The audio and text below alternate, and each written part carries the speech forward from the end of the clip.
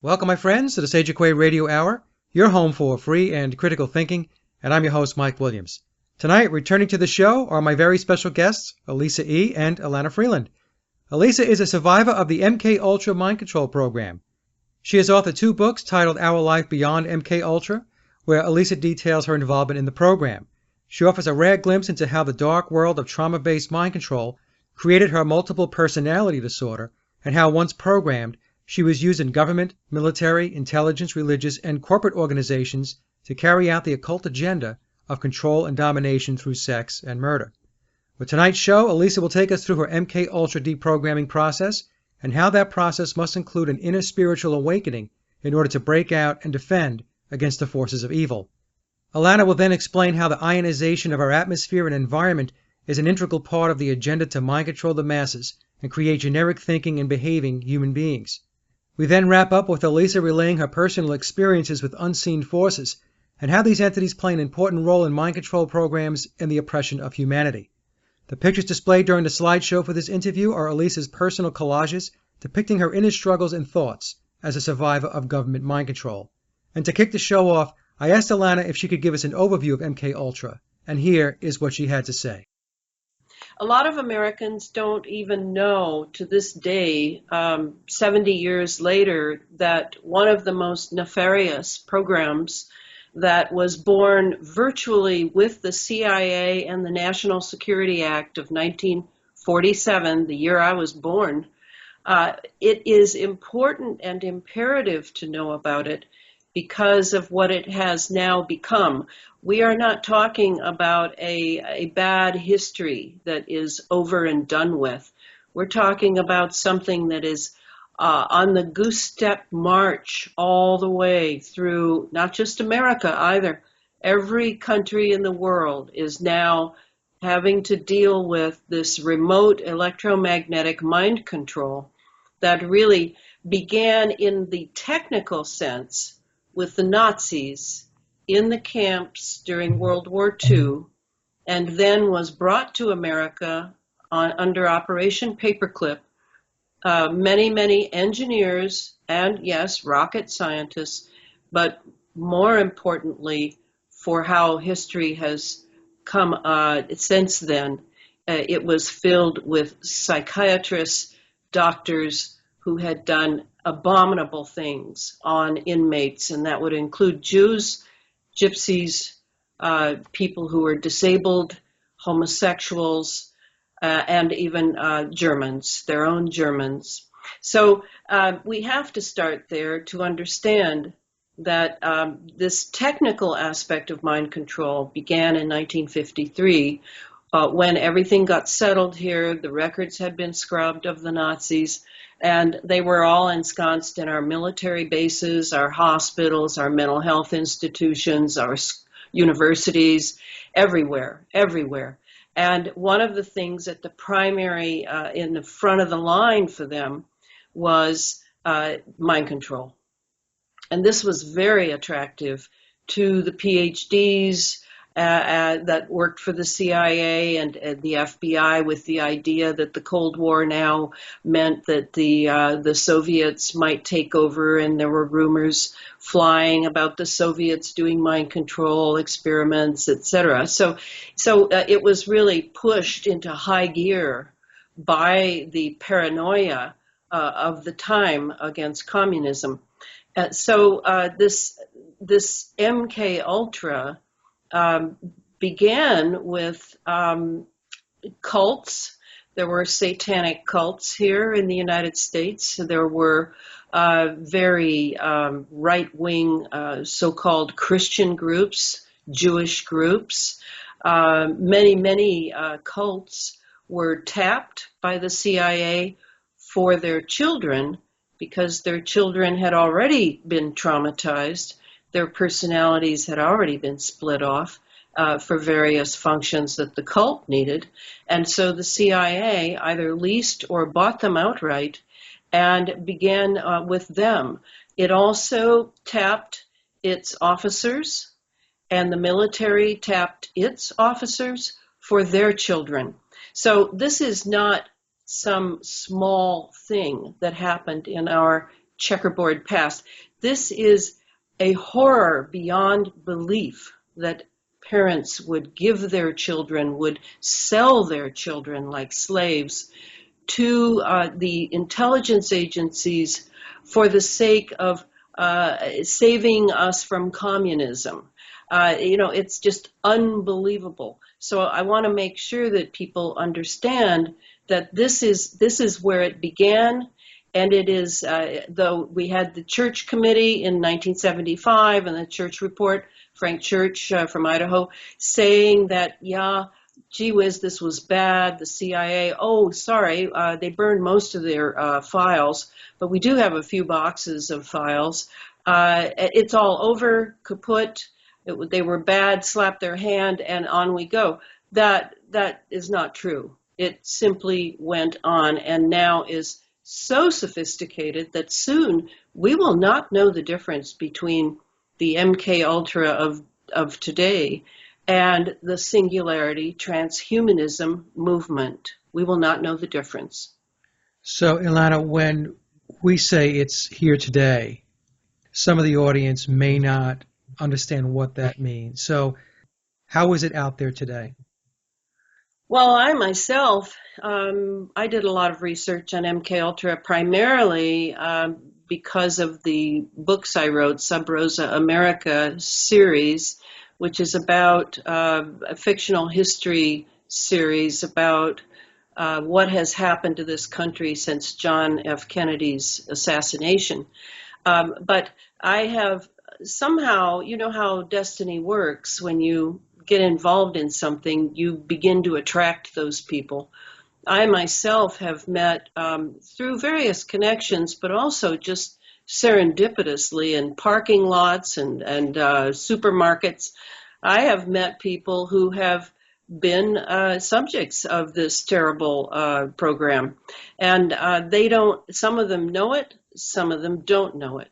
How do I know it? Well, I've read so much and spent so much time going over things. I edited Elisa's books. I've edited Kathleen Sullivan's book. I mean, I really delved into this because I know evil when I see it, and I want to understand all the things that make it work so that these people that I encounter, I will be at my sharpest to help them in any way I can. And I would say if I were to think of how many people are MKUltra victims and survivors today, I'd have to begin with the number 100,000. And I'm sure that I'm not giving it its full due, but I can vouch for at least 100,000. And that's not counting the targeted individuals who are being used in experiments of weapons, electromagnetic weapons, so-called non-lethal weapons, to see how their brain can be controlled from a distance. And those, I think those are probably up close to the million mark. So this is a terrible evil, and we can't flinch from it. We can't turn our face from it because it makes us feel bad and we feel helpless. We've got to begin with knowledge is power. And I am a big proponent of that because I am stronger than ever now that I know as much as I do. Now, what would the government or the CIA's endgame be with MKUltra, Elana? In other words, why are they doing this? Well, I think Elisa can respond to that. Total control. I know that sounds very general and a blanket statement, but my, I guess I'd really have to say my alters and now the highest part of me, which all of this is kind of, talked about this in the first broadcast about having, alternate personalities and also being very much aware and in a direct conscious relationship with the highest part of me, which is what drives the deprogramming process and all that. And I'd have to say that the combination of those, my understanding at this point is total control. But what's really, really even more insidious about it is, as Elana made reference to, it's a control that isn't going to be, most people I think of the Hollywood version, which is you're going to know that you're being controlled at some point, or it's going to all fall apart. It's going to look like an apocalypse or military law. And I'm not saying that those things aren't going to be incorporated into the public scene, but what I understand very, very clearly and have for years and predicted years ago was that they're going to take individuals and that person will wake up the next day and not know that they have been incorporated into the system remotely. And so I call it you're not going to know, you no longer have a choice to wake up. Life will go on for you as it appears to have gone on. And that's the most basic general case. There's always going to be the extremes that are going to be used to create false flags and so on and so forth. But the general case is they're looking for control of the masses, that the masses have no idea they're under the control. They will wake up the next day and continue on with their life. The thoughts will be being pumped in. The ideas will be being pumped in. So, the idea that it's always going to be drastic, and I refer to it as, high school hijinks, where they're going to say, well, I'm going to make you pick your nose now, ha, ha, ha. These are masterminds, okay? That's going on, but in some ways, I think that's being used. It's very real, and it's still very much torture, but I also believe it's being used to create a distraction. So that the really insidious control is you've got somebody in the Senate, okay, and they're passing bills for you. They're passing, and that's what kind of a high level, but I'm talking, this is going to filter down into the general populace, the everyday Joe, okay? So to me, it's complete and utter control without the public's knowledge that they personally are under control. They can see someone else, but they don't know that their thoughts are being monitored and possibly influenced, and at the very worst, controlled. So when we talk about something being pumped in, what are the tools that they are using in order to have that effect, in order to control the masses? Well, I think probably Elana has a much, much better, not probably, I know she has a much better understanding due to her books and her research of the technology. But what I understand through my own downloads and so forth is that AI has been up and running for a long time. So, it's not a matter even at this point for everybody. I think there's still a lot of this going on where there's a guy or a girl or a woman sitting at a computer monitor and remotely working with individuals or small groups of people. But what I'm talking about is AI systems, interactive AI systems that are handling what's coming back to them from the person and adjusting to whatever it needs to do. Elisa, how does that transmission process work? In other words, there has to be some connection that the AI is utilizing in order to control thought or to control behavior. Can you explain that a little bit? Well, I mean, there's actual tech out there that's being dropped in chemtrails and so forth. We talked about that in the first show, or Elana talked extensively about that as far as this stuff is pretty much in all of us at this point. It's in our environment. It's in the ionosphere. It's, so if you electrify the atmosphere and this stuff is inside of us, what is it doing inside of us? Is it electrifying? Are we picking up the frequencies? That to me would be the technical side of it. But again, I refer to it as esoteric tech. We are living in a time where, and I don't know if it was ever any different from this, but in our technological age, we're living in a time where the esoteric is part of the tech and the tech is part of the esoteric. There's no delineation anymore. You can't say, well, this is black magic, but this is technology. They're one and the same. And we've talked a little bit about what's behind that there's been an ongoing, as far as I'm concerned, since man has been here, there's been an esoteric side. And I believe that there's been a cycling of the technology through the various civilizations. This is just how it looks this time. But to me, there's been a goal all along, and this is one of the closest at this point that they've come to achieving. In my personal opinion, this is a time where they're coming the closest to achieving their goal, and I don't know if they will or will not. So what you're describing, Elisa, is a technology that is so far advanced that most people will not be able to get their heads wrapped around it. It will sound like science fiction to them. So maybe, Elana, I know you have done a lot of work and a lot of research into the technologies and the methods used to manipulate human thought and human behavior. So can you take us through that in some more detail? Well, starting in the Cold War, the majority of PhDs influenced by Edward Bernays came to a conclusion that media would be number one.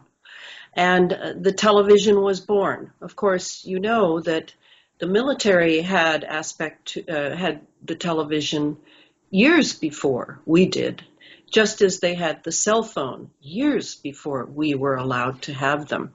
So the TV was born, NBC, ABC, CBS.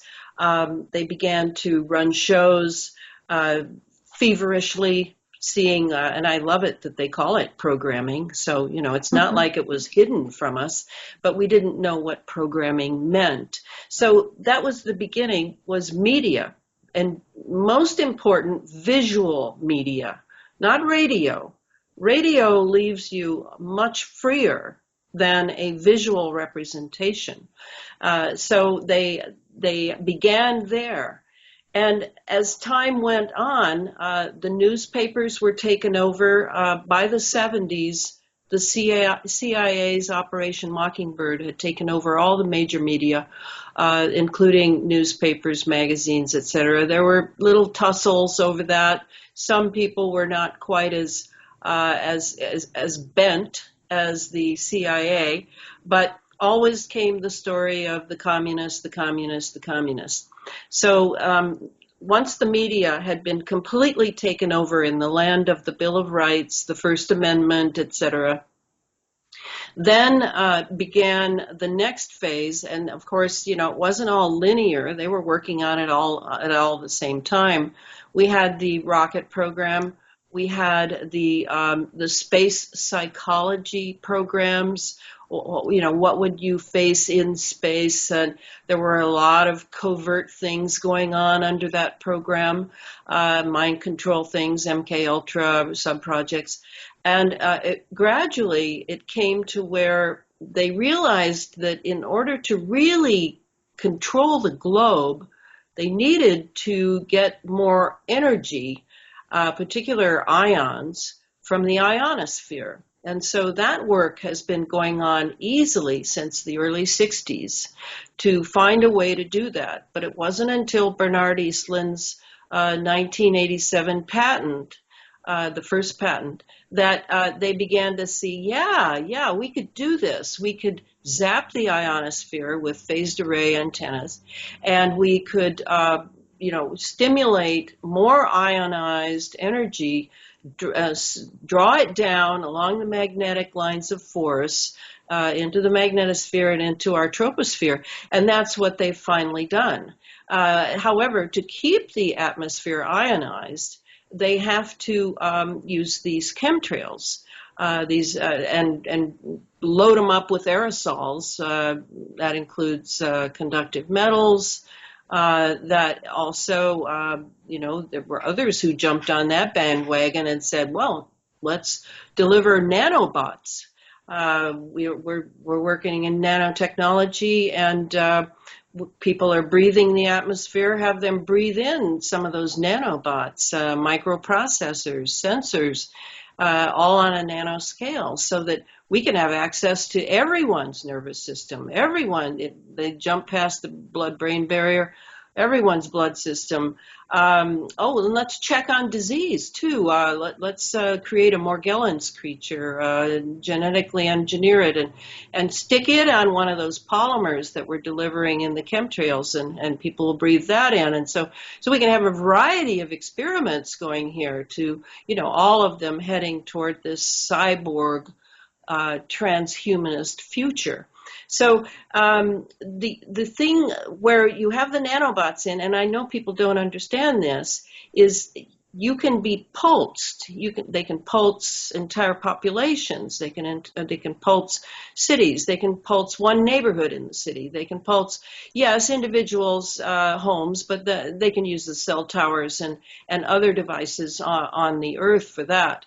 But the pulsing of the nanobots is how the mind control is really going to happen, along with, and we're not going to leave the media out. I mean, most people I talk to, I don't know about you, Mike, but most people I talk to, they are completely conditioned by the media.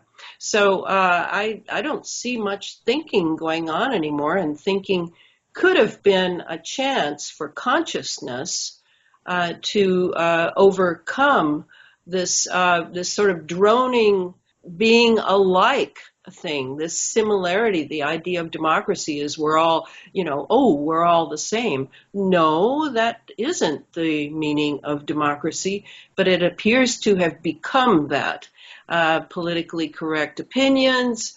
I certainly have been ousted from the people that may look on the outside something like I think here in my town, because I'm the bearer of bad news. I'm the bearer of the news that, hey, we need to think our way out of this.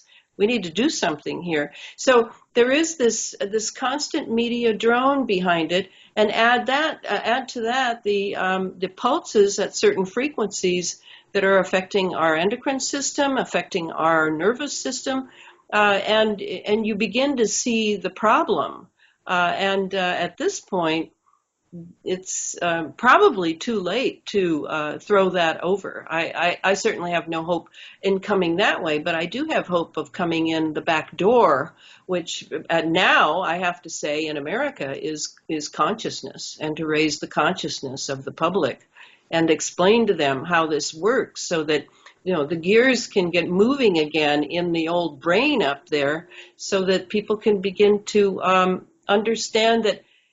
And I think Elisa would agree with me, consciousness is a great shield. It is something that makes you not as available to certain forces who are, as Elisa wonderfully put it over a year or two ago, the forces that are riding the tech into us. And that, I'm banking on that. That's the way I'm going. Yeah, and Elana, to steal the title from your book, it's really a full spectrum approach, this attack on humanity and with the mind control. And I completely agree with regard to the media. It is a perpetual motion machine. It's the ace up their sleeve. And I am continually astonished whenever I have conversations with people that how narrow their perspective of their existence is. Yes. They have blinders and they have no peripheral vision. And of course, the approach and the tactic is to keep their consciousness buried so that they stay unaware, that they essentially are not even aware that they have a consciousness. Yes. And so I absolutely agree with all your points. And I also agree that the way out of this is we have to keep pushing until the wheels fall off, and to get people to realize that they have consciousness, because that is our ace up our sleeve. Mm-hmm. Mike, it's so true. And what I'm seeing is, even in that process that Elana was describing and you're referring to, there's been a progression in that, in the sense that they've pushed farther and farther over the years, so that now this is, to me, the version of the setup for what we call transhumanism, singularity, all of us becoming enhanced humans and so on and so forth that can live for literally forever if you switch bodies long enough. They've pushed it farther over the years each time, so that now that extreme sounds reasonable. Right. It's not just, keeping us in a certain state. It's been accelerated so that transhumanism and singularity is the new religion. I mean, really, it's like a science religion. they've incorporated the esoteric and the tech and the science together in a way that is not the way that it ought to be, because we do need our intelligence and we need our spirit, but they're combining it, to me, in a very dark way that is about our demise. And moving from the as she said, pulsing into perhaps a house, when they want to create what I would still refer to as a high-level slave, then they're going to map that person's brain. In addition, they become then literally a slave to either a person or a group of people, an agency, a corporation, a religious organization, whoever owns rights to that person. So there's the en masse programming and takeover, but there's also always going to be the individual that is going to be doing their bidding 24/7. They will not have a private life. I had a conversation today on Facebook, and it was with some young folks, I'm guessing in their 20s, and it had to do, well, the conversation finally wound up bumping into this whole Planned Parenthood harvesting of baby parts. Mm-hmm. And so I was trying to explain to these young folks that you really have to get your head wrapped around the fact that what a human being really is. And it was amazing to me that these young people would respond back to me by saying, well, Mike, it's legal. They can do that. And this is how jammed up people are. Yeah. Right? They will look at something and they'll say, well, there's a piece of paper here that somebody doesn't care much about humanity signed with maybe a fancy letterhead, and it says it's legal to do this. Right. Well, where is your moral and ethical code? Where is that core? Where's your soul? Where you take a step back and you say, this is patently wrong. You see, and that's the issue that we have, and that is conditioning. That is mind control. Because when you can take a look at a situation like that, and you can take a look at an organization that is indeed harvesting baby parts. Right. And your position is that it's okay. It's like buying chicken legs out of your supermarket. In other words, it's like going to the supermarket, going to the freezer section, buying some meat, and going to the checkout counter and going home. Right. That's how they are equating humanity. That's, in essence, how they are viewing themselves. And they probably don't even know that. It's very alarming to me. I have to be honest with you. And I know I'm kind of taking a little bit of a detour here, but I guess to me, it's a good example of the conditioning that's taking place and how many people are viewing what being a human is supposed to be about. And many people don't put humans very high in the pecking order of anything. Exactly. And it's very, very sad. And I do. I absolutely agree with what you're saying. And I think it's, if it is sidetracking, it's an important sidetrack because this is the extreme that they've taken us to. This is the place of, as you say, programming and conditioning that they've taken us to, so that whatever we're told, it's okay, because our humanity has been downplayed so much. It has been repressed. It has been pushed out in place of what you're talking about. And if that humanity, if that soul and that spirit is alive, it's abhorrent to you.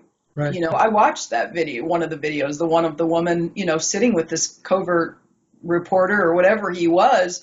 And I was devastated with everything I've been through. I was devastated that this was actually, this was actually there. It just reached into my heart and squeezed it. And I've had the same experience, just everyday, lovely, kind people who thought that it was a bit extreme, that we were upset about this, that this was about, aborted fetuses and so forth and on and on. And, one person I knew pretty well, and I just went off, on human trafficking and organ trafficking and how, and bless her heart, she was, came right around and said, you're absolutely right. I don't know what I'm talking about. I have no idea what I'm talking about. And I'm going to take a look and go into this. So, yeah, I think this is at the heart of everything that's happening, the state of human consciousness. Right. When you equate humans to a box of cornflakes on a shelf in a supermarket, there is something dreadfully wrong with the construct of your thinking. And, and I know I'm probably going to get a lot of flame mail and hate mail for bringing this topic up. I'm sorry. Look, if you think and you believe that that type of activity, and I'm just picking on Planned Parenthood, but there's many other topics that I can hone in on. If you think that that's okay and you can shrug your shoulders and you could be apathetic and it's not a big deal, that's why we are in serious, serious trouble. Yeah. Mike, I've been saying this on Facebook. Do people do their history? Go and check the past of Planned Parenthood.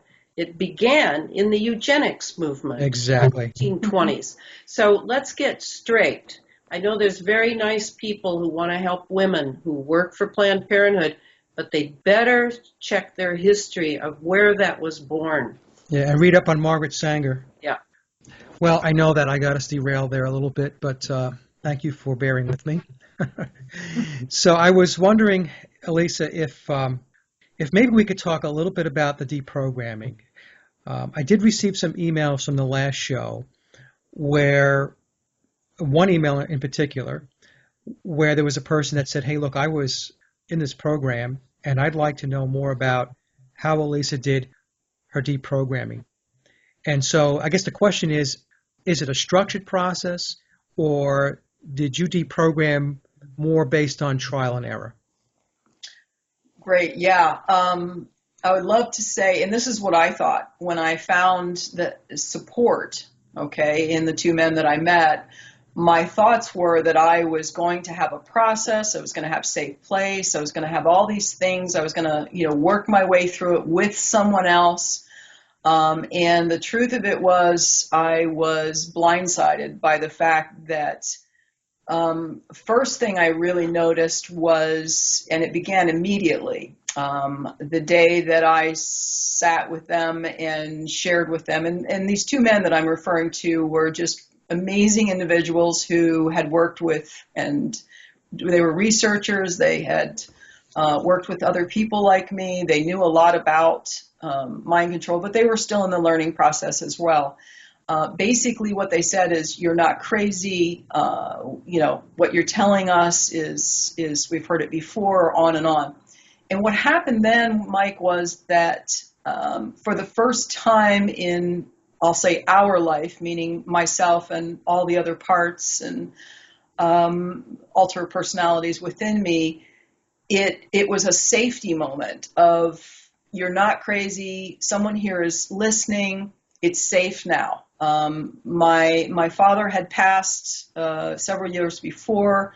One of my reprogrammers had passed several years before. So there were a lot of elements that went into this. And what I noticed first off, hindsight, okay, this began, and then I recognized sometime later what was happening, was a flood of alter memories surfaced. And I do mean 24/7. I bought almost immediately, within a couple of days, bought a little hand recorder.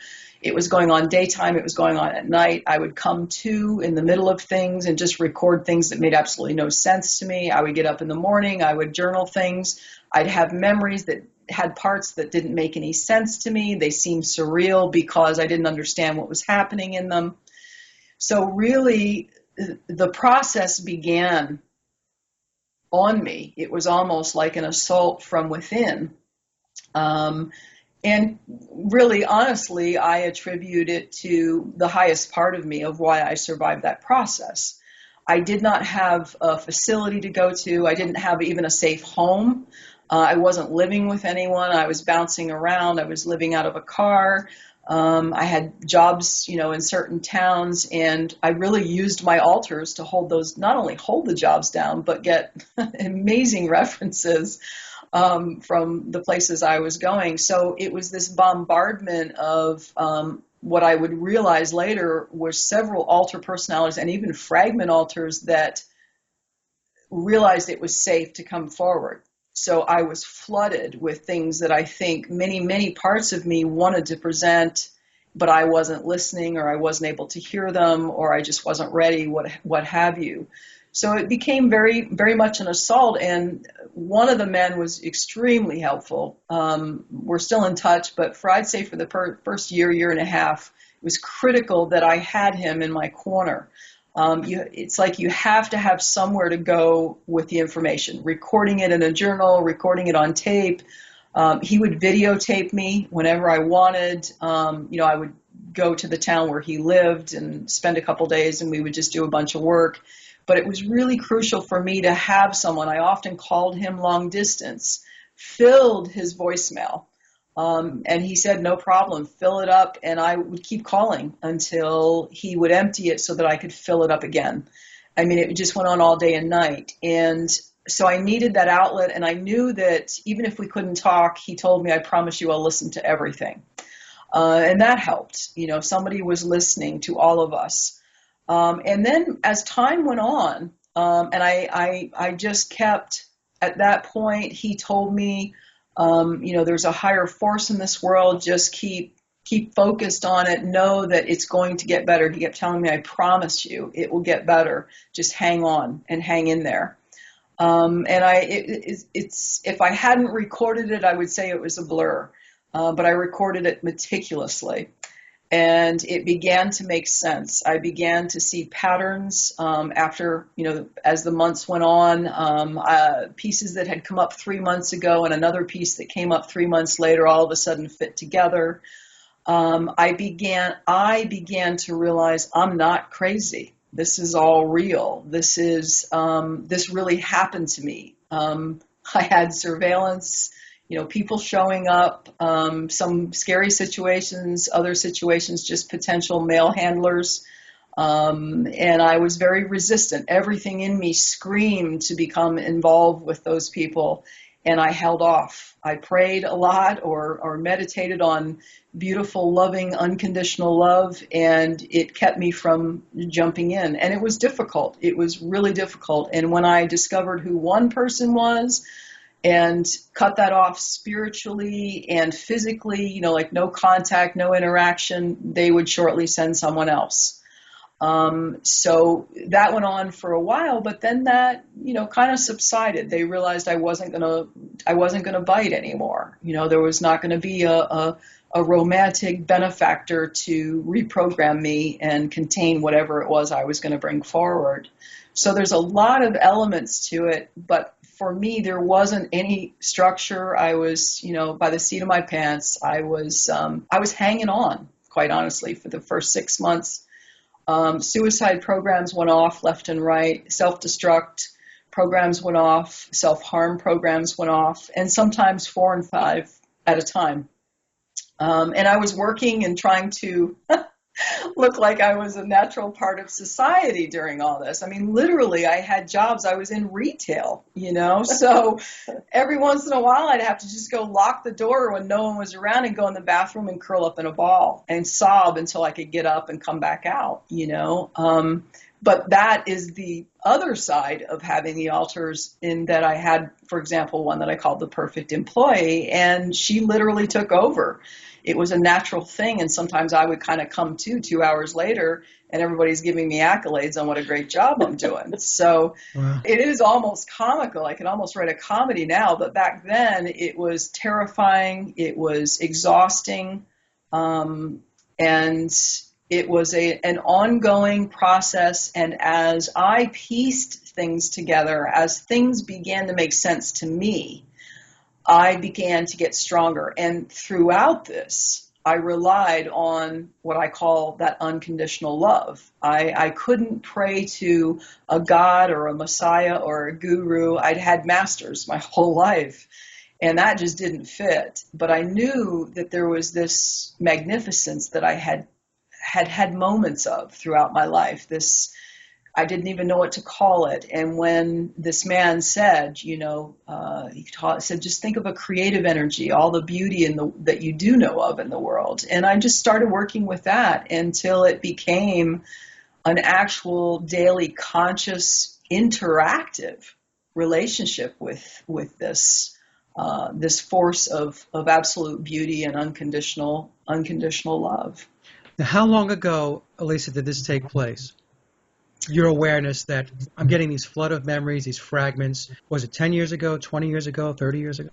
Well, actually, things came through throughout my whole life. I have memories of even in childhood, some things breaking through on through the years, occasion here and there, but I was heavily programmed, heavily handled. So nothing could really take for long, before even my own programming. I have alters that are able to jump up when that happens. That's their sole purpose, is to come up and take over so that doesn't go any further. So I didn't just have to have a handler present, but as the remote stuff began, and I do believe for me that the remote stuff was implemented in the 80s, because I had very clear memories that I didn't understand of me switching alters without a handler present. I was on my own. I was out on task and I'm switching alters. And there's the entity aspect to that, but I believe the entities were at that point writing the technology that was being used to control me. And that's because of my affiliations, how I was brought up in the MKUltra. I know for a fact that there were certain military and intelligence, community was involved in my programming. So it broke through all the time, but I would say in my early 30s, I began to realize that, something really, really wrong in a way that I can't figure out how I could be doing these other things and have the life that I think I have. So it was there all along and just got stronger. And then it wouldn't be, I'd say in my early to mid 30s, and then it took me a good almost 15 years to actually get help. I started looking, and of course I was still programmed and used during that time as well. So it was really like being caught in the maze, and I couldn't see what the maze looked like. I was on my own. Now, how would they activate remotely an aspect or an alter of you? Well, I can't say specifically what the tech is. I have it from the version of myself and my alters. I have a memory, for example, of driving into a motel parking lot. And I'm sitting in the car and I see two doors, and one of them's kind of embarrassing. One of them was used to switch alters was masturbation. And I would begin that just sitting there as if I'm tranced out, have no emotion, have no sexual feelings, nothing, begin that process. And the next thing I know, I'm gone. Okay, and somebody else took over and I would go in. I have memories of just being in locations, going into a small storage closet and switching and feeling, interestingly enough, as if there was a male there with me. There was someone with me, but there was no one physically present. And associating that now with there being an entity / tech being pumped in, and the next thing I know, I black out. And then time later, I would get the report of what happened after that from other alters. That may come months down the road. So in other words, I'm getting the bits and pieces over the years from various alters. Maybe one alter shows me a small segment. It may be a year later before I find out what happened. And then I piece it together and realize that I was either remotely or entity triggered into another alter who took over at that point. So situations and circumstances can be a trigger. Yes. And, I looking back at it, and this is a deduction on my part, is that I'm, the first alter presentation, if I'm on an on task, I'm already in an alter that's taking me to a location. So something's already been set off. At that point, I have several memories, more than several, God, probably in the hundreds at this point, where I'm in one alter and now I have the piece of being triggered into another alter. And it's clear to me that this is an esoteric tech. It's coming from outside of me, and I'm already set up internally. That's the part I think is there's a whole structure inside, a hierarchy set up inside. And what they're doing is through the tech, through the entity, tapping in and triggering the inside. That's all set to go. So as soon as that's triggered, somebody else is up and ready to roll. And they take over literally mind and body. And consciousness, so that the consciousness is somehow pushed out of the way and there is an amnesic period until and if, and only if, that alter presents to me what took place during that. Now, how do you define an esoteric tech so the audience is a little more aware of what you mean by that? I'm crossing over black magic and the actual hardware, okay, and software. So in other words, you've got, let's just say, you've got a facility somewhere that has a bunch of people sitting at monitors and computers who are tapped into brain mapped MKUltra victims out there living their lives. And there's the black magic side, which is sigils and practices that certain high-level members of those communities, whether they're corporate, intelligent, religious, are practicing to call in power, control, to veil certain situations so that people can't see what's going on. And so you've got these two things combined. The latter being age old. I mean, it's been around as long as we've been around, as far as I'm concerned. And I mean that in a civilized, so-called civilized society. The technology is pertinent to the age. Whatever age you're in, whatever time period of human history that you're in, the technology applies, but it's a combination of those two things. So it's not just a matter of a computer or an AI system. And for me personally, AI is a cross. There is no delineation. That's entities and technology combined in a way that will never ever be able to be separated once again. So if you've got an AI system, you've already reached it. You know, that is the ultimate control, because you've got the beings living through the technology. So did that give you kind of a good idea of? Well, yeah, and I want to add a few things. I recently read a book on AI by a computer guy. I don't remember the name of it. I could get it, but then I'd lose my train of thought. But it's important to know that he says in there several times, and he is not a proponent of AI run anything, particularly on a national level, which of course they're considering. They're considering having that, and I'm writing a book about the space fence, and I'm going to talk about how that will be an AI-run system, totally global. So he says several times, I was amazed that software engineers who set up the AI systems in these supercomputers, and there are many supercomputers, not just one or two, they are amazed that at a certain point of the programming that suddenly they don't know what's coming up and they don't know where it's coming from. I mean, it is completely a grab bag of consciousness on the part of the AI. We tend to think of our machines as doing what we tell them, but not with the AI stuff. Oh, no, it takes off. And this is why this fellow who wrote the book says, do not think that this AI is going to be good and do what you tell it, because we already see that it goes its own way. And it could even, he says several times, wipe out humanity if it's a matter of the AI's survival and power. So when I think of AI, I immediately think of Satanists. I think if there are real Satanists, yes, it is not some sort of Halloween thing.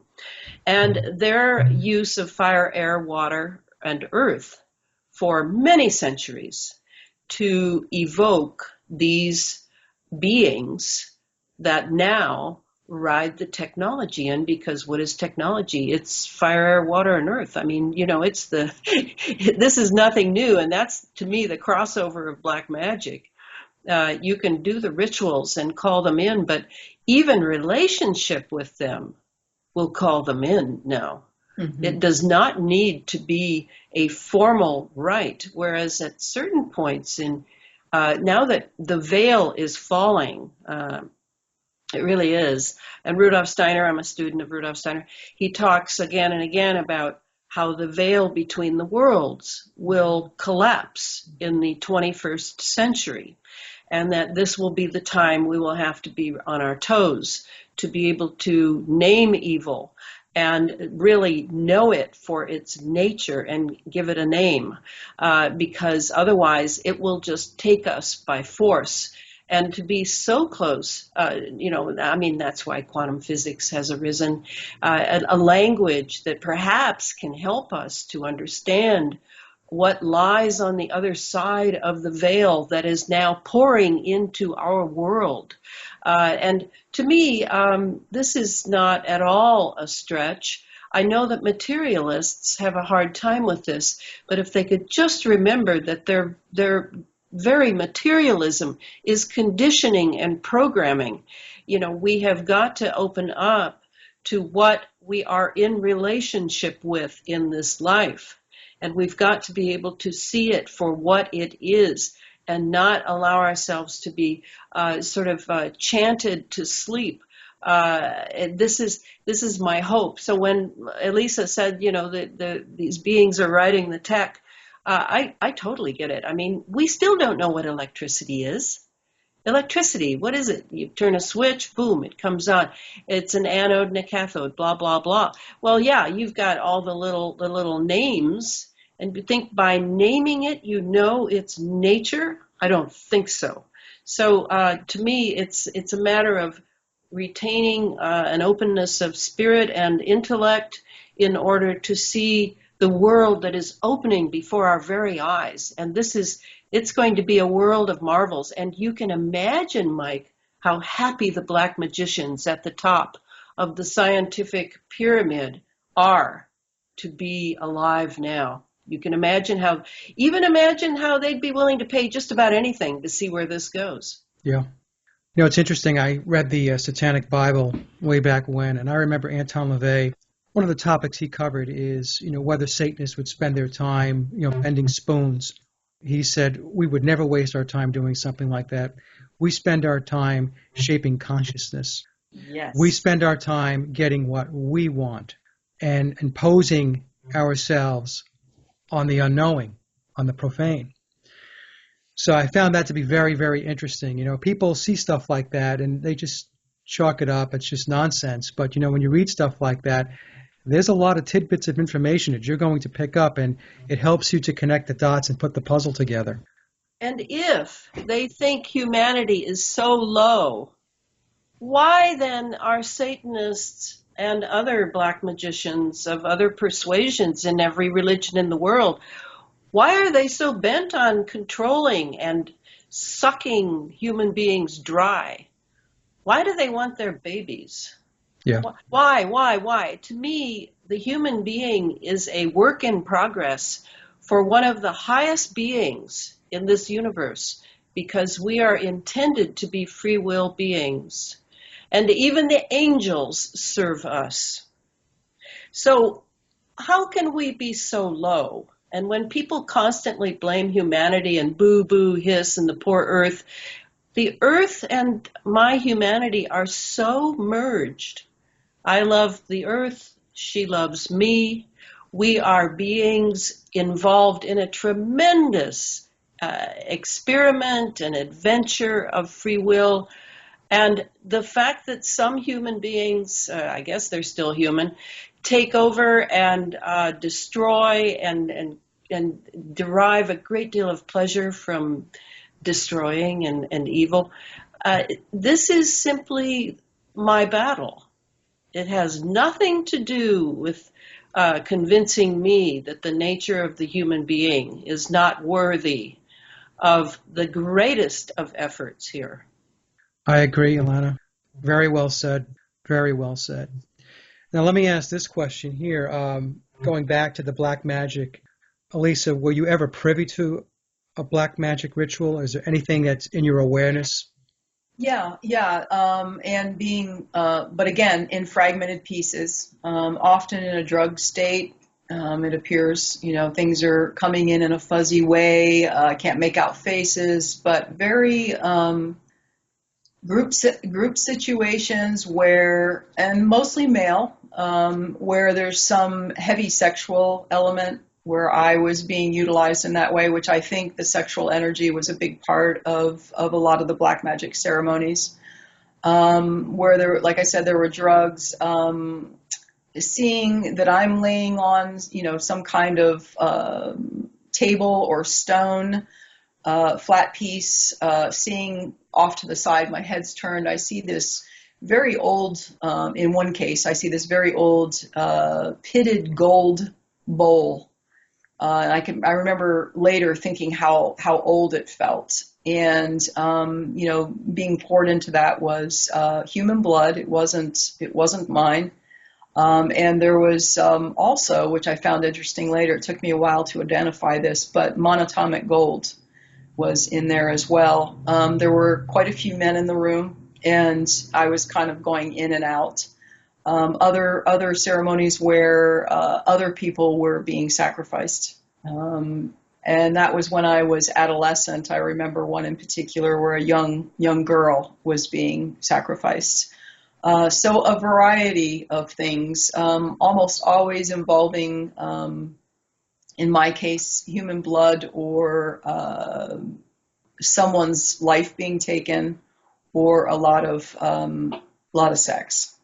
Young children, right? They take the lives of young children. My understanding is, in my research, is that the energy that they believe the energy from young children is extremely powerful to them. Yes, and I've heard the same, and I've had a lot of difficulty with coming to any memories regarding that. Yeah, but yeah, you hear it a lot from a lot of survivors that infants. And what I've found is for the entities, both the entities in the room involved with the men and women that might be present, as well as the entities, as I talked about briefly in the first radio broadcast, the entities that were inside me, that were, the first line of handlers, controllers, and programmers, that some of the memories have shown me that as far as a life force goes, they'll take any age. And it is an absorption at the point of death by the entity. It is an absorption of that life force. And it is an amazing thing to be in a body that you have an altar that is doing that. And to feel all the sensations that entity that is running your altar feels. And that has been brought back to me on more than one occasion in deep deprogramming. What do they feel? Is it like a euphoria? Total. Very malicious, very extremely dark, and orgasmic is the word I would use. Literally orgasmic to take that energy on. So yes, there's an innocence and a purity of youth that I think is very specific to very particular black magic ceremonies, but the life force in general. So, if you look at an area where there's a war going on, lots and lots. I used to see over Iraq just a black cloud of a feeding frenzy of entities. I mean, it almost makes me cry every time I think about it, just having an absolute orgy of feasting on death and mayhem and just mutilation, all of it.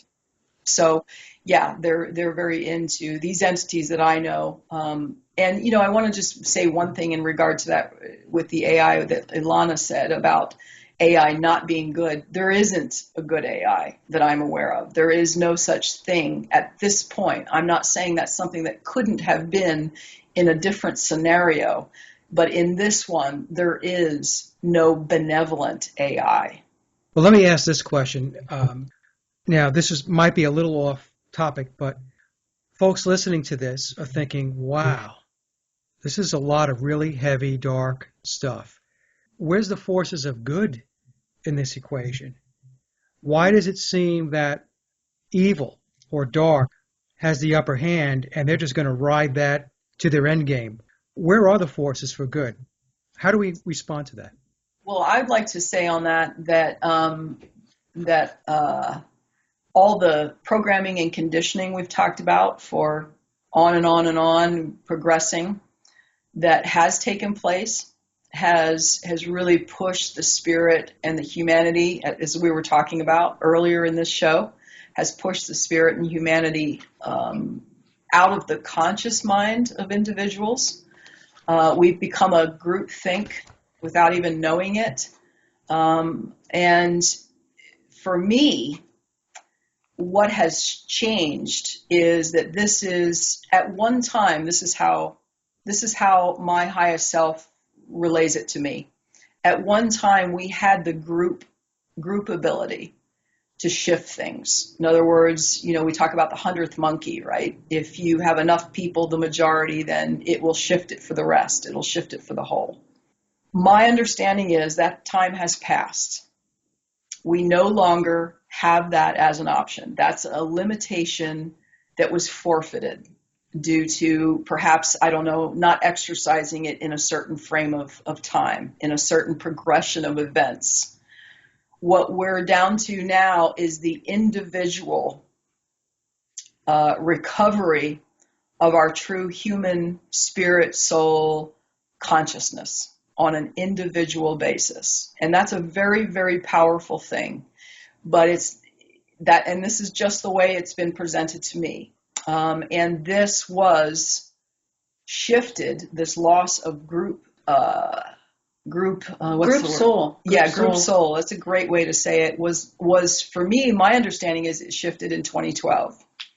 That there was a lot of work being done up until that point to get us ready for whatever that window was. Now, I'm not a big 2012 person. I never was. People used to come and ask me, what does this all mean? I said, I have no idea. Go ask somebody else.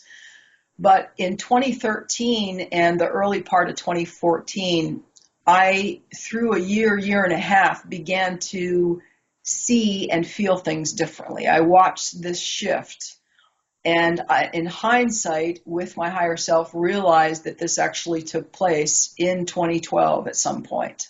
Not a particular day that I know of or any even reason that I can give you, but it has been taken away. And we are now in a very touchy period where it is the individual who has to reclaim that peace for themselves.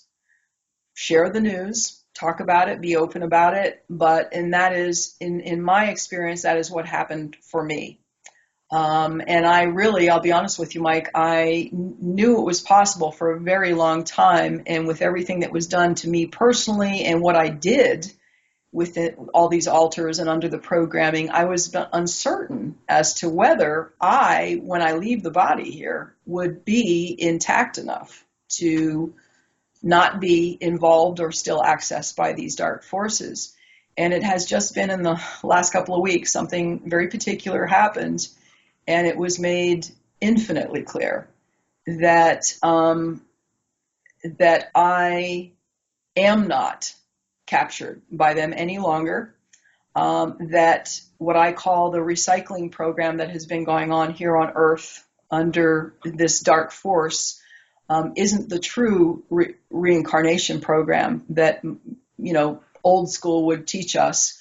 We have a very limited recycling through darkness. People die and don't leave the dark forces and just come back and do more time here. And it was shown to me that without any doubt that I have the ability through what we just talked about, which is a daily ongoing activity and choice in consciousness. It doesn't happen once or twice or, just in the mornings or just on a certain day of the week. It's all the time that I have the ability. I was shown this.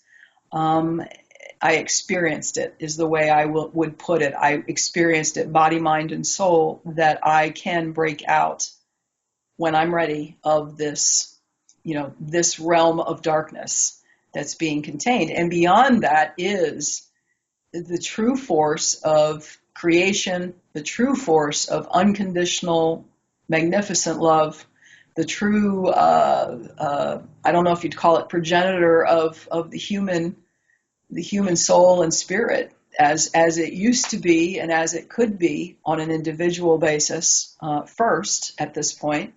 But that's what lies beyond that. And I'm not a religious person at all. I have a lot of issues with most religions, but I would have to say if I wanted to step outside of benevolent, unconditional, creative love, if I were going to name it, I would call it, the closest thing would be, and these were the words, living Christ, a living Christ energy. I have no relationship personally with Jesus or any lords or masters or gurus. What I have a direct conscious relationship with through my highest self is what I would call a living Christ energy. Elisa, your story is very powerful because it's an example of how somebody can break away from that darkness and move their soul and their spirit to where it needs to be, which is with the light. And so to answer the question I asked before, from my own perspective, is that the good is here. The good is within you. The goodness is going to work through your efforts. It's going to work through your awareness of who you are as a human being, your consciousness. You have to do your inner work. Yeah. There's not going to be anybody that's going to come along and bang you on the head with a magic wand and just make everything just grand. It's not going to happen. Yeah, and you're so right, and it's hard work, Mike. I mean, it's like the work, it's the last thing you want to do. Let's put it that way. It's like what it requires on a daily basis is where you don't want to. You want to go somewhere else where it's pleasant and pleasurable. And the reward is things that I can't even put into words. Sensations. I get teary-eyed. Sensations and knowings that cannot be expressed in words. Yeah. So there's this struggle, this immense struggle. And I'll tell you this much about it was that this was just recently, and I was in a tremendous amount of pain. I still deal with a lot of physical pain, and I was at one of my peak points with it. And I was not sure that if I left the body where I would wind up. I've always wondered with everything. And that's how this began. And I got very focused. I focused on my breathing, and I got very focused on love and where that would take me in word and in thought. And I had a very particular gentle way of, and deep breathing. And this began to open to me. And there was no question, there was no doubt of what I experienced on the other side. And the darkness, by the way, during this experience kept trying to push its way over this to block the view I was getting beyond it. The sensation and experience of connecting with the living Christ. And it kept trying to cover it, and it would fade. It wasn't stronger. My higher self connected to the true source is stronger. And I've known that in theory. You've known that intellectually for a very long time, but on a personal basis, I was uncertain where I would go, and now I know where I can choose to go if I exercise that right. And the other side is still true. I could conceivably still choose a lot of dark things. It's not going to happen, but that is still, so there's still always, as Elana said, there's that free will, there's that choice, but it comes with responsibility. It's not just handed and then everything's good to go. It comes with tremendous responsibility and diligence, and I would say perseverance is huge. So anyway, thank you for letting me get into all that. I know it sounds I feel like I'm on a soapbox, but I'm very, very passionate about it. No, it has to be said, and what you're saying is absolutely true. Now, I was going to ask you, Elisa, do you have moments where you have struggled still with the programming? I would say most of my struggles, not with the programming so much. I mean, it things trigger it off all the time, but it's like I'm in charge. So, and I've been in charge. The highest part of me is in charge. So I kind of observe that, with that highest part of me, that it's really not a struggle. I would say most of my challenges come with the entities themselves, that assert themselves in certain ways at certain times, and can catch me in a very relaxed state. And I wouldn't say I have trouble or fear from it, but I have to completely turn that over to the highest part of me. And then there's no fear. It's like I know exactly what I need to do in any given situation. Nobody's going to run the show anymore. So I would say that's my main challenge. And I assume that will, to some degree, continue, as far as, taking hits or attempted hits to gain access to my energy for whatever reason. How do they come to you, Elisa? How do you become aware that they're trying to communicate to you or talk to you or get you to do something? Well, I'd say most, there's several different things. There's an actual, I use the words a lot, see and feel in quotations, because there's a visual a lot of times, but there's always sensation. I'm very, very astute at picking up either a negative or malevolent energy, whether it's in a place, in a person. It's just something I'm extremely sensitive to. So there's a sensation that goes with it. Sometimes I have to take a moment to decide whether I think I'm picking up just a technology that's laced with entities being shot out across a region, which I do sometimes. Apparently, I pick up, like scalar waves, or I'll get a visual and a sensation and record it later. Or if it's, I know how this probably sounds, but literally it seems as though my highest self seems to engage in mini battles on occasion. Whether, I don't know how that comes about, whether it's coming to me or we're going to it. And they're just, I'm not going to get into the details, but just an occasion where, okay, it's you and me and I know who it is, and, here we go. Sometimes they win that round, sometimes we win that round. But there's no fear, it's kind of okay, until next time.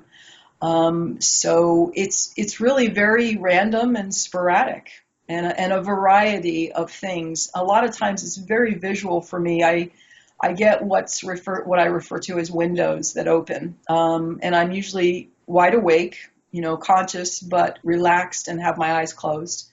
And it can be during the day or it can be at night, and a window will open, and there will be a presentation. I've actually learned a whole lot from engaging or observing what's showing up in those windows. I have a story to tell you, if you guys don't mind. Not at all. I was meditating about 2 or 3 weeks ago, and I was in a pretty deep state of relaxation and meditation. And as I was relaxed, there was this voice that was coming through. And at first, you're not paying a lot of attention to it. And then your awareness gets drawn to the voice, and you become aware that there's somebody speaking to me, and it's not me. And as I was there, this voice comes across, very friendly at first, and it's saying, hey, how are things? How you doing? And so on and so forth. So, and all this is telepathic. It's within your mind. And I said, who are you? And so there was this pause. And then it says, I'm a watcher. So I said, what do you want? He says, I just want to let you know that we are aware of the work that you're doing and that others are doing. And humanity will never get out from under our control, ever. You're wasting your time. Mm-hmm. So I then said, our conversation's over, you can go now. And that was it. And like that, he was gone. Mm-hmm. So I thought to myself, if you really had that much power and you really had the upper hand, you wouldn't be coming to me telling me that you have the upper hand, right? You would just go about your business and let me go waste my time. They need your complicity, Mike. Exactly.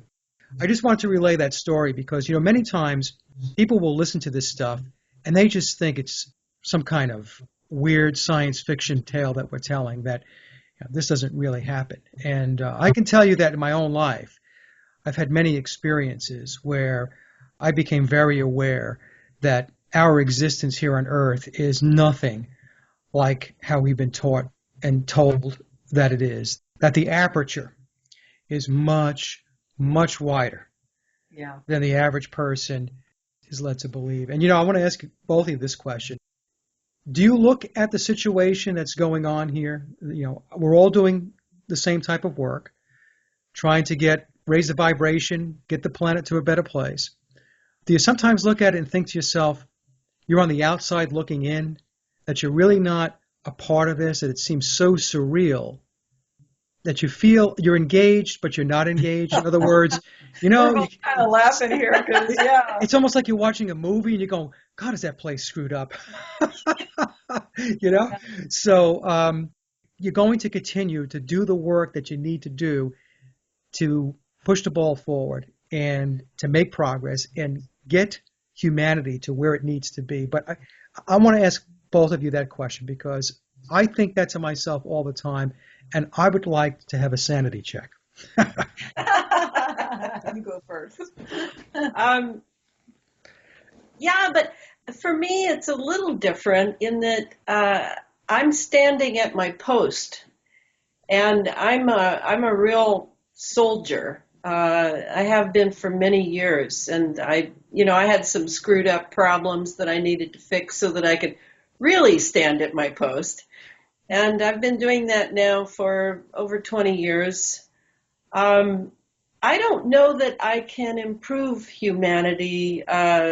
It's kind of like I'm just standing here, and the winds are buffeting me, and I feel for many people, I have a tremendous empathy for people's pain and their bewilderment, and whether they're a young soul or an old soul or whatever. For me, it's just there are many battles and the war is long, and I guess I just feel like I do this every time I'm here. Every time I'm here. And I have memories from 2,500 years ago. That's about as far back as I can go. So I'm going to head out of here in I don't know how many years, and then I'll be back. Me and Arnold Schwarzenegger, I'll be back. Nobody's getting rid of me very easily here. Good for you. So then Elisa now, because she calls this the world of man. So I know she feels a little outside of it. Well, it's interesting because, I always have, due to I lived in a different world, so I never felt I even have younger memories of as though I was observing what those were doing around me to try and understand it. And of course, a lot of that came out of tremendous dissociation. I really did not understand at times what were they feeling about this. I had to work my way into, why would someone choose that? I intellectually understood it, but then I would try to figure out what was motivating them, what was, because I had a very dissociated life. So it really wasn't until I began so it was always the world of man around me. There was all this stuff going on, and I lived in a completely different world, which in truth, I've come to find out I did. There's a parallel covert world that I was born into and raised in. So it's really not inappropriate for me to call it another world because it is. But as I began to get connected to consciously a relationship with my highest self, which leads me into, those other realms, then it's become, I have an amazing empathy and connected to humanity and Earth, but it's on a grand scale. It's not on an individual one. I meet people I adore and think are just beautiful and lovely, and I'm so glad to have had time with them, but it's not difficult for me to move on to the next place or situation. So it is a different view. It's not a very, it's not a really a personal sense view. I don't have a lot of personal, I interact with people on a one-on-one basis, and we connect and we become friends and all that, but it's so much bigger than that for me. So really, I would say, I I don't have any beliefs that I can save humanity. I'll tell you that. I do believe it's, as I shared earlier, it's very much an individual experience that if the individuals choose that, we will come into that group connection again, the real group connection, not the one world government connection or the singularity, but the true unity comes out of the individual journey and the individual reclaiming of that. Because I've seen it happen, like my association with Elana. I mean, we were at like two, very distant places, and we were brought together. And I, now being up here with her for a little while, I can see how this is how it works. If you do your part, then the people who are doing their part. And so to me, the unity is a byproduct of the individual's reclamation of their true humanity. And so what's going to happen, I really personally believe it could go either way, because it is about our choices and our free will. And we can choose not to do anything on a mass scale. So for me, I look at it as, like her, I've done this many times over. I don't look at it so much as linear as a circle. I'm living many lives of mind control and servitude in one capacity or another in many different ages of humanity's time. And this one was, for however that comes about, was for me to say enough. I'm out. And how I wound up in all this time and in all these different situations is another story to be told. But this one is about no more. You don't have my soul or my spirit anymore. So the rest of it can't happen anymore. Let me ask this, Elisa. What recommendations would you have for other MKUltra victims as far as how do they work through the process? How do they get themselves cleared out? How do they get themselves better, and how do they make the break like you did? So if you had to put a parameter around where to start and what to do after you start, what would you tell them? I'd say there's two really important parts, and I'd say the first most crucial part is you are going to have to develop a relationship, a conscious relationship with that higher part of yourself, the highest, truest part of who you are. And, people will say, well, how do you do that? I mean, where do you go? I find that people who ask me questions, the first thing I'll tell them is, first of all, the questions you're asking me about you and what you should do, you are the only one who truly has the answer. So in other words, if there's information you need about yourself, if you need to form a relationship with your highest self, the only one that's really going to be able to do that with support, that's always good, is you. So, if you're uncertain, ask those questions. Just be sure to, in my case, I always say, just be sure to always address benevolence. In other words, that's a great word to use. I'm addressing the most benevolent, highest part of myself, the truest part of myself connected to, unconditional creative love. And I'm blocking off and cutting off all access by malevolence or negative forces. Something along those lines to start that process. But ask your highest part, your truest human soul spirit to form a relationship so that you can start to get clarity, so that you can start to understand things. Simple physical things, journal everything. Even if it seems irrelevant, write it down. If you need to make it cryptic, that's fine. Put dates, put times, put what happened. Just put a few words. It doesn't have to be a story every time. If it happens at night, write it in the morning. If it's happening during the day, carry a small journal with you. Get a hand recorder.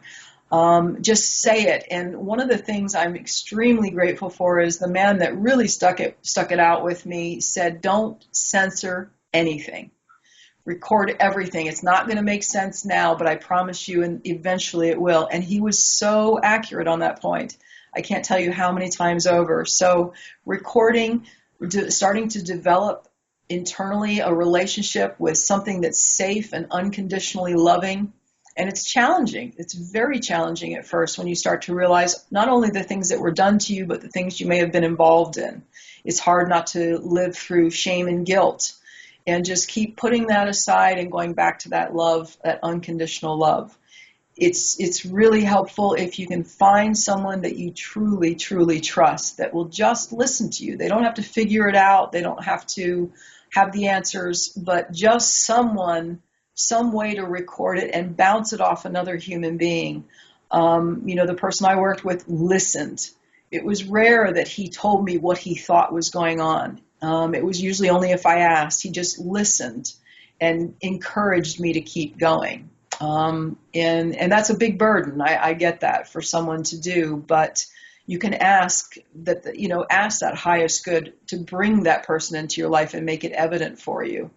There's really there's no easy way through this. None.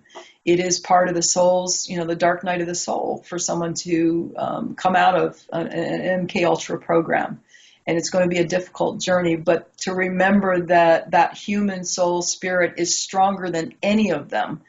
The entities, the programming, the programmers, the intelligence agencies, the military, the religions, the corporations, that truest human spirit does have sovereignty if you take that sovereignty. And you have to be very intent on that. You have to really focus that I'm exercising my divine sovereign right to come out of this, to break free of this, to abolish all promises, covenants, oaths, binds, contracts, that because there may be many things that were done that you're not consciously aware of, and that's a really great place to start. And I would say to do that over and over.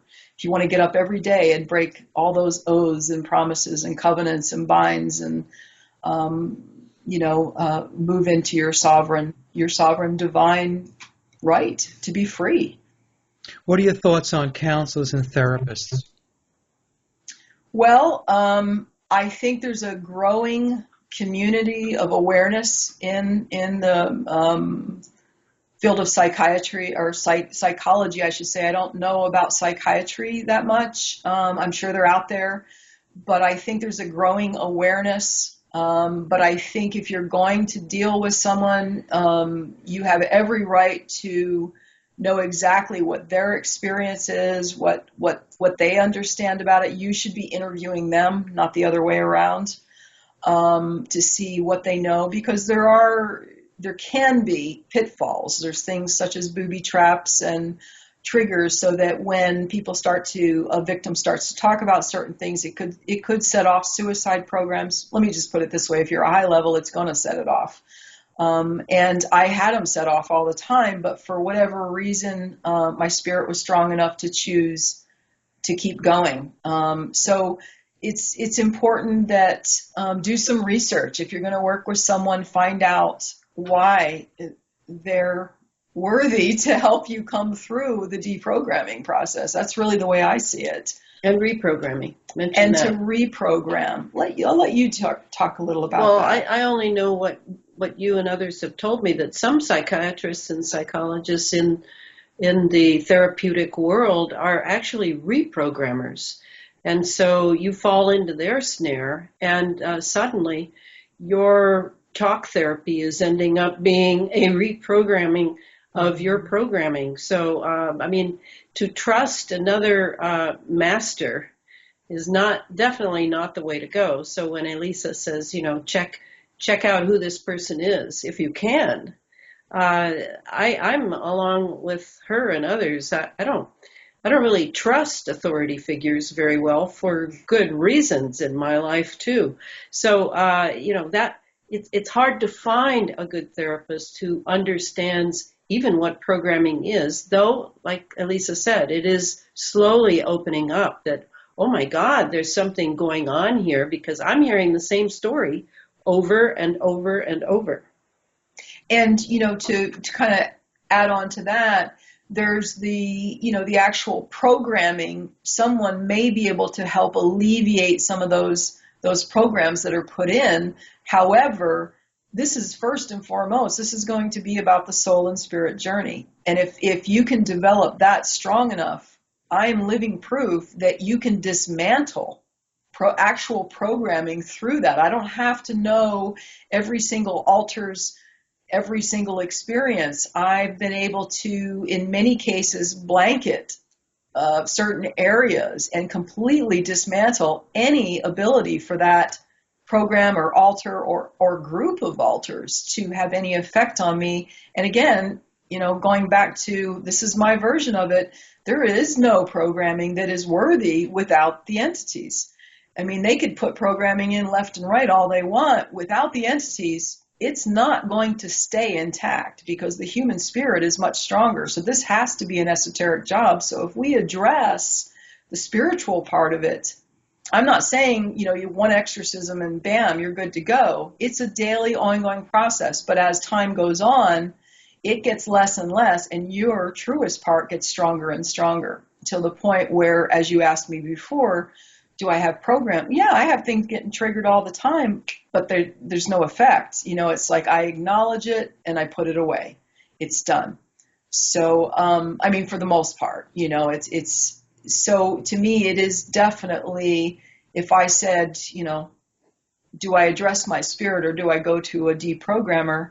Deal with the spirit first, and your highest self will guide you and help your intuition to know who's trustworthy and who's not. Because for MKUltra's, trust is huge. We don't know how to figure out, we don't trust anybody. So early on, I had to go through that process of building my own spiritual conscious sense so that I knew what was facing me and what wasn't facing me. Yeah, the reason why I asked the question was because as I was taking in everything that you were saying during the interview, Elisa, I'm thinking most counselors and therapists are ill-equipped to take something on like this, and because there is also a very strong metaphysical or spiritual aspect to the recovery, many of these counselors and therapists don't have a clue about that either. And quite honestly, not at all in an arrogant way, but what I've learned over 7+ years is that we victims know more about it than any of the people we're dealing with. Yeah.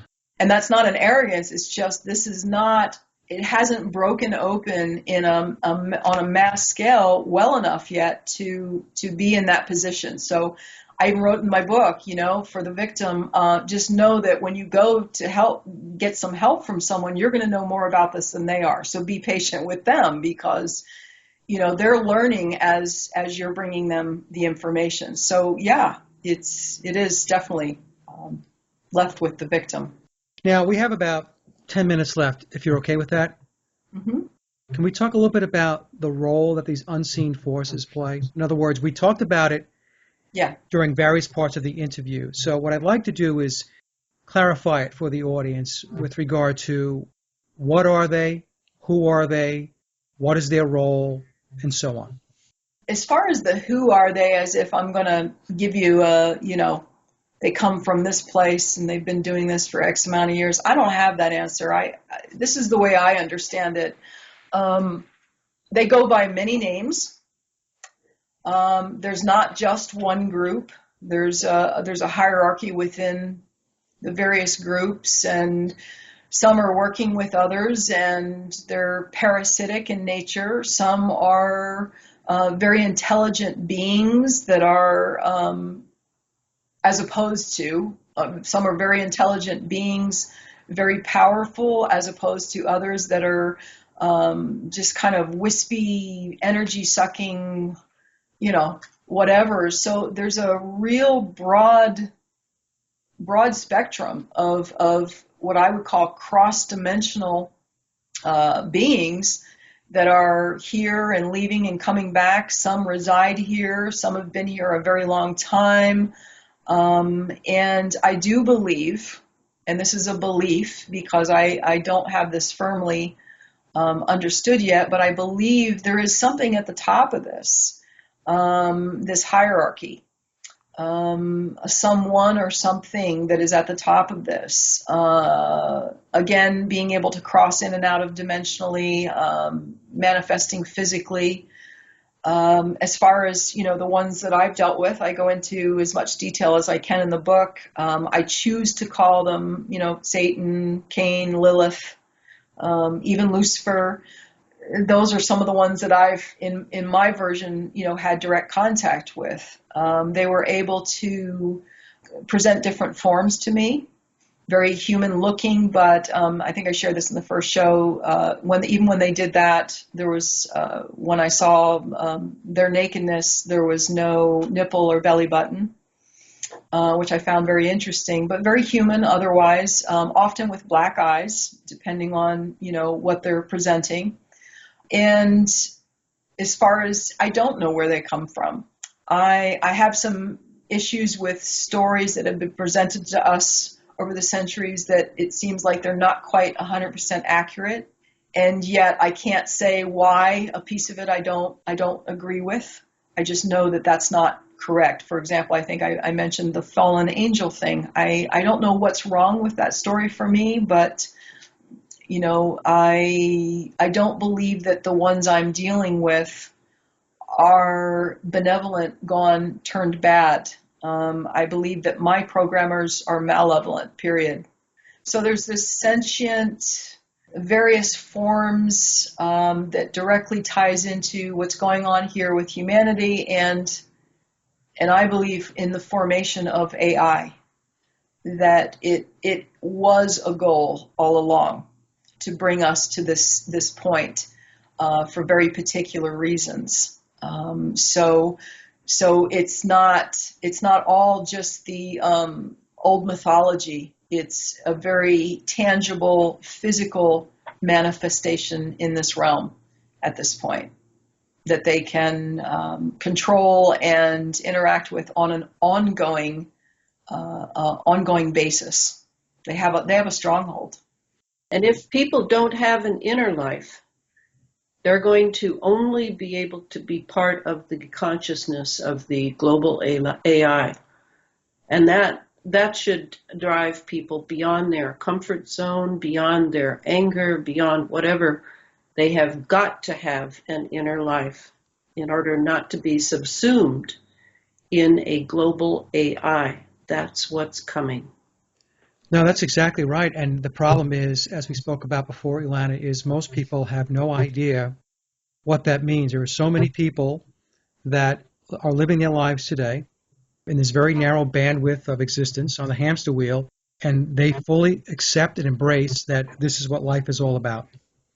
And I think that's the struggle, right? Because it's to get people to understand that you need to, as I mentioned before, open that aperture and understand that it's much broader, and that as a human being, you have a much higher purpose. So, I mean, that's the work that, we're all working on, and we've got our work cut out for us. But I did want to ask Elisa this question. You had mentioned before that when you see them, they have black eyes and so on. How do you see them? Is it an inner mind, or do they manifest physically? How does that work? Well, over the years, it's been both. I've seen it in a physical presence. I mean, I have a human being standing before me, and it turns into, not there, the eyes. I mean, there's something, the eyes are the window to the soul. So, I mean, there's actually human beings walking around that are not what people think they are. So there's that very physical here and now, but there's also the inner eye, in the windows, in the programming process, very crossing in and out of dimensions. So to me, it's again, not just the physical realm, as Elana just said. There can't be just the everyday, and you said the everyday, narrow aperture. When you open the aperture, it's a different kind of experience. It can be in the here, in the physical, in a human being, but it also can be, you're now working on a variety of levels, not just now and again. You're aware all the time. So it could be anywhere. It could be a movement out of the corner of your eye, and when you turn, it's not there. It could be you lay down to go to sleep at night, you close your eyes, and for me, the window opens, and then there's an interaction. Or I wake up, and in full broad consciousness, I look down and see something attached to me. Now, someone else may not see it, if they walked in the room. So, there's both. And I want to make it very clear that there are what look like human beings, very nice people, very kind people, walking around doing good works. I'll even say with the appearance of doing good works, who are completely consumed and have been taken over. And I would say in some cases, in one or two, they never were anything but born of this. There's some younger people I know that one in particular I know was born of this and is not what people think she is. She is an innocent in the sense that she has no idea who and what she is. But she is, what I'm looking at is AI, period. There's no soul. And so there's a variety of ways that this can present itself. But that's what I'm saying. It now has a physical, almost incarnation into our realm. It has a way in. What you said there was very important. You said the AI has no soul. So is that the main differentiator? I know it's a huge differentiator, but between the AI and a human being, lack of a soul? A true human being. True human being. So in other words, if you're looking at someone, to me, I'm not going to say that that's a true human being and that's a soulful person. That person may have lost their soul some time ago. And a lot of that is generational families where they're brought in and raised to it right from the get-go. But what I'm saying is I'm pretty sure of what I'm looking at nowadays, 20-something, is an AI completely. It is in a human body, and it is speaking AI. Day in, day out, it is thinking AI, day in, day out. And this is a person in every other aspect, but there's no soul home. There's nothing there. And to me, I know how that's going to sound. I know how it's going to sound to your listeners. Welcome to the future is now. And this is coming directly out of Black Op programs that have been up and running for, a very long time. And the technology there is way beyond the surface technology. So to me, they're already putting them out. How that process all happens, I don't know. But when I see it in a 20-something and then listen to that person, I don't think there was ever a soul there. Well, it goes back to what I said before. We use the example of the Planned Parenthood and harvesting baby parts when somebody turns around and they were a 20-something and they just shrug their shoulders like, I don't know what your problem is, Mike. I don't know why this bothers you. Yeah. And see, we're talking, I know for a fact that in the late 80s, there was cloning, actualized up and running cloning. Putting people out there who were clones. I know that for a fact. So we're now talking 2015, and the person I'm talking about, was born in the 90s. Who's to say that that person ever had a soul? I know what I'm looking at now, but I don't know that that person was even born with a soul. What's to say that if there's a true up and running AI that we're not at the point of what I'm looking at, which is you got a body and you've got a sweet, kind little thing spouting off all kinds of information, but I'm looking, the first time I laid eyes on her, it about knocked me over. So, and I'm not going to name it because that's just, I can't prove any of this, but I'm absolutely certain on a personal level, and Elana can vouch for me, I can't shout it from the rooftops loud enough that this is a real deal. We're there. And can you imagine what living in an ionized atmosphere, how that is easing the delivery of these entities by making our atmosphere an antenna that is electromagnetic to the very quick, right into our lungs and into our bodies. So this is our challenge. We have to know the picture of the challenge. We can't flinch from that. We have to know what we're facing. Indeed, Elana. And with that, we're going to have to come to a close because we are out of time. But before we do head out, I was wondering if you'd like to talk about your books. You can choose who goes first, and also any websites you might have where our listeners can connect and find out more about your work. So you guys can choose who goes first. For me, I recommend the Sub Rosa America series for people to consider the true history of the United States since John Kennedy's assassination. There are 5 books. They're in a fictional format, and they are, I like to think of them as my rallying cry to the 60s generation that I am a member of. because they go on a trip, a real trip on Route 66, and all hell breaks loose as time itself is warped and dreamers and dead people are coming to tell them what the future holds. And then most recently, I've written The Chemtrails Harp and the Full Spectrum Dominance of Planet Earth. I wrote that because Adam Parfrey of Feral House asked me to write it. It has led to a whole other life that I had not really expected, in which I spend hours per day on Facebook, correcting people and giving little comments and encouraging people, trying to educate the public about this technology. And that's now I'm writing the Space Fence book, which is the next portion of the Chemtrails Harp technology that will, I like to call it, I don't like to call it, but I do call it planetary lockdown. Okay, and when do you expect to have that book out, Elana? The publisher would like it by spring, so I hope to write all winter. And Elisa, you have some books out.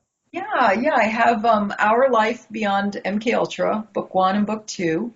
You can get it directly from Amazon. I did self-publish. And then I also have a blog site, which you can find the books through that as well, and that's ourlifebeyondmkultra.wordpress.com. Okay, and I'm going to include all of the links of both ladies. Thank you. In the show notes, so people can easily get there. I want to say that this was another fantastic show, very, very fascinating, and it's going to open the eyes of a lot of people. Cool. Well, I sure appreciate it, Mike. It's really, I feel like I've gone through a lot of rough radio shows to get to you. You've just been a real pleasure to work with and resonate with, and I thank you for that opportunity. Well, Elana and Elisa, you can come back anytime. You have an open invitation. So I know, Elisa, that you're going to be out of pocket for a while, but when you get settled and you feel like you want to come back and talk some more, just email me and we'll do the show. That sounds great. I appreciate that. I will do that. Okay. Thanks, Mike. You're very welcome, Elana, and I'll see you on Facebook. Yep. All right, ladies, have a great night. You too. Bye-bye. Bye-bye now. And that concludes my interview with Elisa and Elana, and I hope you enjoyed the discussion as much as I did. Links to Elisa's website and her books can be found in the show notes below. And as always, I'd like to thank everyone for listening and visiting the blog, Sage of Quay Radio, and you can get to the blog by typing in sageofquayradio.blogspot.com, or simply head over to our hub website at sageofquay.com. Also, if you get a moment, please visit laboroflovemusic.com to listen to my album, Leaving Dystopia. And remember, live in truth and always serve creation. It's really that simple. See everyone next week. Be safe, enjoy, and God bless.